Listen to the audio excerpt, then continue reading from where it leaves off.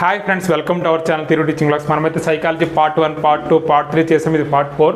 అభ్యాసంలో ఆల్రెడీ శాస్త్ర నిబంధనము, కార్యసాధక నిబంధనము, యత్నదోష బిట్లు చేసాం.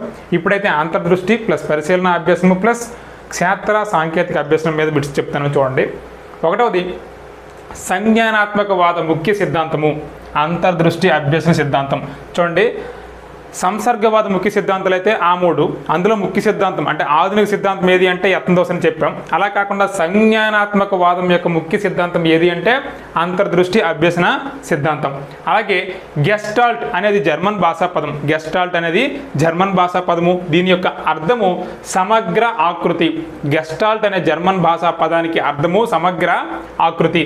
అసలు ఈ గెస్టాల్ట్ వాదంలో అంతర్దృష్టి అభ్యసన సిద్ధాంతాన్ని బాగా ప్రాచుర్యంలోకి తెచ్చింది, దాని మీద పరిశీలన జరిపింది కోహిలర్. అతను రాసిన గ్రంథం పేరు mentality of apes. Mentality of apes అనే గ్రంథాన్ని రాసి అంతర్దృష్టి అభ్యసనాన్ని బాగా మెరుగుపరిచాడు. ఈ అభ్యాసంలో ఉపయోగించిన చింపాంజీ పేరు ఏదంటే సుల్తానా అనే చింపాంజీని ఉపయోగించాడు. ఈ అభ్యసన సిద్ధాంతంలో అవధానము, ఆలోచన ఉంటుంది. ఈ రెండు ఉంటే దాన్నే ప్రత్యక్షము అంటారు. అసలు అవధానము అంటే ఇచ్చిన సన్నివేశాల్లో అన్ని సన్నివేశాల్లోనూ మనకి ఏ సన్నివేశం అయితే ఇంపార్టెంటో దాని మీదే ఫోకస్ చేయడం అనేది అవధానం. దాని మీదే ఆలోచిస్తే ఈ రెండు కలగలిపి ఒక్కసారిగా తట్టే బ్రెయిన్ నుంచి వచ్చే ఆలోచనే ప్రత్యక్షం అవుతుంది. అవధానం అంటే ఒక దాని మీద అటెన్షన్ అయ్యి ఉండి దాని మీద ఎక్కువ ఆలోచిస్తే దాన్నే మనము ప్రత్యక్షము అని అంటాము.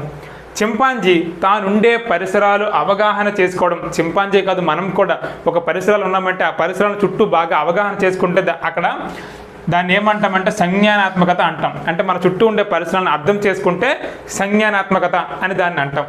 అంతర్దృష్టిలో అంతర్గతంగా కనిపించేది యత్నదోష అభ్యసన సిద్ధాంతం. చూడండి, అంతర్దృష్టి అభ్యసన సిద్ధాంతంలో అంతర్గతంగా ఇన్నర్గా కనిపించేది యత్నదోష సిద్ధాంతం. ఎలా అంటే అంతర్దృష్టి అభ్యసన సిద్ధాంతంలో చింపాంజీ చాలా ప్రయత్నాలు చేస్తుంది. సో ఆ ప్రయత్నాలనే యత్నదోష సిద్ధాంతంగా చెప్తారు. సో అంతర్గతంగా కనిపించేది యత్నదోష సిద్ధాంతం.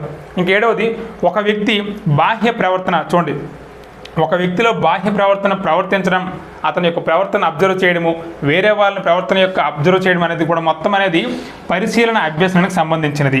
ఇందులో చాలా బిట్లు వస్తాయి. సాంఘికీకరణ, ఒక మనిషి సమాజంలో కలగలిపి సాంఘికీకరణ జరపాలంటే అందులో ముఖ్య పాత్ర వహించే సిద్ధాంతం ఏది అంటే పరిశీలన అభ్యసనం. సాంఘికీకరణకి ముఖ్య పాత్ర వహించే అభ్యసన సిద్ధాంతం పరిశీలన అభ్యసనం. అలాగే వ్యక్తి జీవితంలో మొదటి అభ్యసనం, చూడండి, పుట్టిన తర్వాత మొట్టమొదటిగా చేసే అభ్యసనం కూడా పరిశీలన అభ్యసనమే. తన తల్లిని పరిశీలిస్తూ ఉంటాడు. నెక్స్ట్ పాత్ర క్రీడ. ఈ పాత్ర క్రీడ అనే క్రీడ కూడా పరిశీలన అభ్యసనంతోనే బాగా మెరుగుపడి బాగా అభివృద్ధి చెందుతుంది. ఈ పాత్ర క్రీడ కూడా డైరెక్ట్ బిట్టవచ్చు. పాత్ర క్రీడలో ఉండే అభ్యసనం ఏది అంటే పరిశీలన అభ్యసనం. 11వది వ్యక్తి జీవితంలో నేర్చుకునే ఎక్కువ అంశాలు. వ్యక్తి జీవితంలో పుట్టుక నుంచి చనిపోయే వరకు నేర్చుకునే ప్రతి అంశంలో ఎక్కువ అంశాలు ఏ అభ్యసన సిద్ధాంతం అంటే పరిశీలన అభ్యసనమే. ఇది బండోరా ప్రయోగించిన బండూరు యొక్క సిద్ధాంతమే ఈ పరిశీలన అభ్యసనం. 12వది జాతీయ నాయకులు, చరిత్రలు, బోధన. జాతీయ నాయకులు ఉంటారు కదా, వాళ్ళ చరిత్రలు చెప్పడం ద్వారా వాళ్ళు కూడా ఇన్స్పైర్ అయ్యి బాగా డెవలప్ అవుతారని చెప్పే అభ్యసన సిద్ధాంతం ఏది అంటే పరిశీలన అభ్యసనం. అలాగే ఇక్కడ ఈ పరిశీలన అభ్యాసంలో బండోరా 3 రకాల అభ్యసనాల గురించి చెప్పాడు. ప్రత్యక్ష పునర్బలనము, పరోక్ష ప్రత్యామ్నాయ పునర్బలనము, స్వీయ పునర్బలనము. ప్రత్యక్ష పునర్బలనం అంటే ఒక అబ్బాయి ఉన్నాడు, ఆ అబ్బాయి దొంగతనాలు ఎక్కువ చేస్తున్నాడు. సో ఆ అబ్బాయిని వాళ్ళ తల్లిదండ్రులు ఆ అబ్బాయిని శిక్షిస్తే దొంగతనం మానేయడం అనేది ప్రత్యక్ష పునర్బలనం.